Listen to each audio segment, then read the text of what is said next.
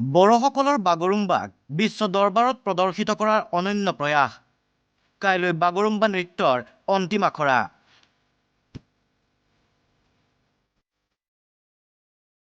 সাজু নৃত্যশিল্পী সাজু অসম চৰকাৰ। অসমৰ অন্যতম প্ৰাচীন জনগোষ্ঠী বড়োসকলৰ লোকনৃত্য বাগৰুম্বা উদ্ভাসিত হ'ব বিশ্ব দৰবাৰত।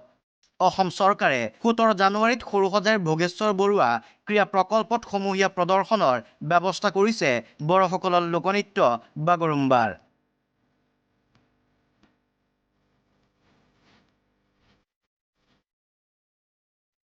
প্ৰায় 8,000ৰো অধিক শিল্পীয়ে পৰিৱেশন কৰিবলগীয়া বাগৰুম্বা দহৌ শীৰ্ষক নৃত্য অনুষ্ঠানটোৰ বাবে প্ৰস্তুতি ইতিমধ্যে সম্পূৰ্ণ হৈছে।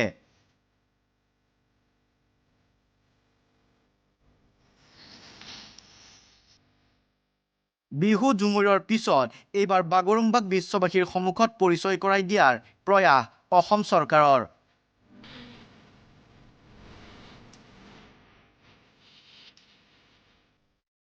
17 জানুৱাৰীত প্ৰধানমন্ত্ৰী মোদীৰ সন্মুখত প্ৰদৰ্শিত হ'ব বাগৰুম্বা। ৰাজ্যত 23খন জিলাৰ 81টা সমষ্টিৰ শিল্পীসকলে একেলগে পৰিৱেশন কৰিব বাগৰুম্বা নৃত্য।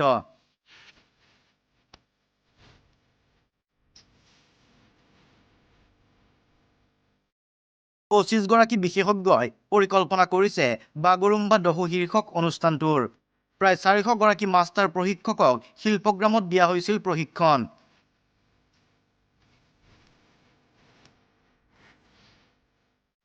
81টা সমষ্টিত মাষ্টাৰ প্ৰশিক্ষকসকলে শিল্পীসকলক দিছিল প্ৰশিক্ষণ।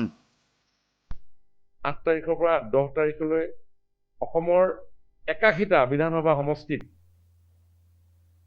প্ৰায় 10,000 শিল্পীক এই নৃত্যৰ তেওঁলোকে প্ৰশিক্ষণ প্ৰদান কৰিছিলে। অহা 17 তাৰিখে সন্ধিয়া দেশৰ মাননীয় প্ৰধানমন্ত্ৰী নৰেন্দ্ৰ মোদী ডাঙৰীয়াৰ উপস্থিতিত এই অপৰূপ সৌন্দৰ্য সৃষ্টি কৰি সমগ্ৰ বিশ্বক মোহিত কৰিবৰ কাৰণে আমাৰ শিল্পীসকল সক্ষম হ'ব। উল্লেখ্য যে 17 জানুৱাৰীত 2 বজাৰ পৰা প্ৰৱেশ কৰিব পাৰিব দৰ্শকে। মূল অনুষ্ঠানটো আৰম্ভ হ'ব সন্ধিয়া 5:30 অনুষ্ঠানটো উপভোগ কৰিবলৈ 3টা কাউণ্টাৰত দিয়া হৈছিল প্ৰৱেশ পত্ৰ। বিপৰীতে যিসকল লোকে প্ৰৱেশ পত্ৰ সংগ্ৰহ কৰিব নোৱাৰিলে তেওঁলোকে 16 জানুৱাৰী অৰ্থাৎ কাইলৈ সন্ধিয়া 5:30 উপভোগ কৰিব পাৰিব অন্তিম আখৰা। 16 তাৰিখে 5:30 বজাত অৰ্জুন ভোগেশ্বৰ বৰুৱা এই ষ্টেডিয়ামত অন্তিম আখৰাত তেখেতসকলে অংশগ্ৰহণ কৰি এই সুন্দৰ দৃশ্য উপভোগ কৰিব পাৰিব। আমাৰ ষ্টেডিয়ামৰ পিছফালেও আমি LED ব্যৱস্থা কৰিম।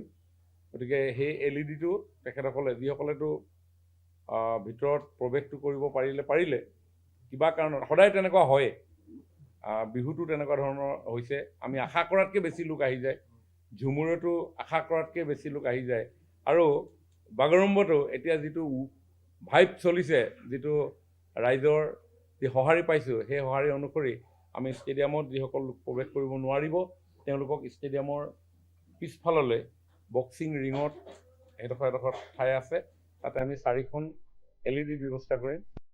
যিসকল দৰ্শকে প্ৰধানমন্ত্ৰীৰ উপস্থিতিত অনুষ্ঠানটো উপভোগ কৰিব বিচাৰে কিন্তু তেওঁলোকে যদিহে প্ৰৱেশ পত্ৰ লাভ কৰা নাই তেওঁলোকৰ বাবে ষ্টেডিয়ামৰ পিছফালে বিশাল LEDৰ ব্যৱস্থা কৰিছে ৰাজ্য চৰকাৰে।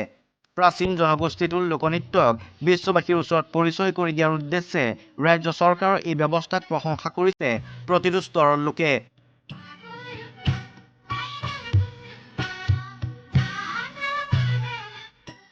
ভিডিঅ' জাৰ্নেলিষ্ট অংকুৰ কলিতাৰ সৈতে বিচিত্ৰ ৰাজবংশী, অসম লাইভ 24।